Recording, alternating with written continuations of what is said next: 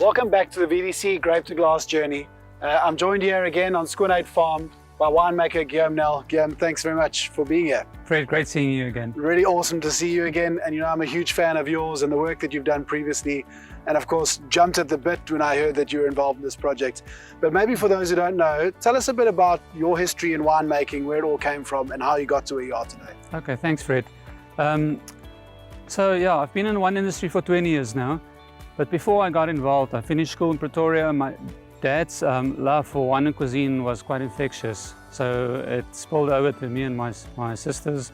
We all got involved early in the wine industry in some way. But for me, I started studying in Stellenbosch in 1997. And I've been making wine now for basically 21 years. And so you've traveled all over the world and perfected your craft, or certainly honed your skills in winemaking. It's quite apt that this has all led you back to focusing on this project on a 1975 block of Pinotage, so typically South African. Tell us a bit about what attracted you to get involved with this. Okay, yeah, so I've traveled, I've worked in Australia, California, Italy, France. And what I've seen, what I've learned over the years, you know, is that back in South Africa and Stellenbosch, we've got such amazing potential. We've got these beautiful sites, yeah, wonderful terroir, wonderful varieties to work with. And specifically this vineyard has such enormous potential. You know, one of my passions in life is to find vineyards with good potential, work with it and create beautiful world-class wines. That's really exciting. I'm really excited to get down and actually tackle this and walk through the vineyard with you. And I know that Maria has already gone down, so we'll see him in a few minutes. But maybe just tell us a bit about the respect and the working relationship that you have with Maria and the Hubert family and what they do here on the farm.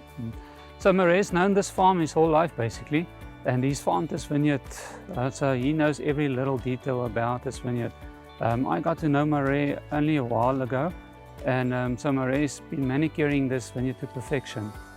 My duty is basically, it's like Maria's handing over his baby to me to nurture in the cellar. So I will take care from a year onwards and guide it until it gets bottled one day.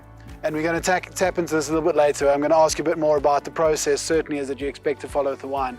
But just taking a moment to appreciate, you know, standing up in this vineyard, the views that we've got. We're looking over one of the most incredible vineyards that I've certainly stood in. Tell us a bit about what you find would be so impressive about this terroir.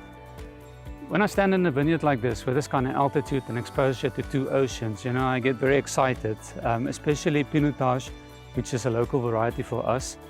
And Pinotage in an area like this will give us beautiful, elegant aromas. And the vineyard that is 45 years old, I think is just gonna really surprise us and give us an amazing product to work with. Well, you certainly have me salivating. I'm super excited to get out and taste the wine. But until then, we put Maria back to work. I reckon we go and catch him in the vineyard at the moment. Let's do that. Let's see him.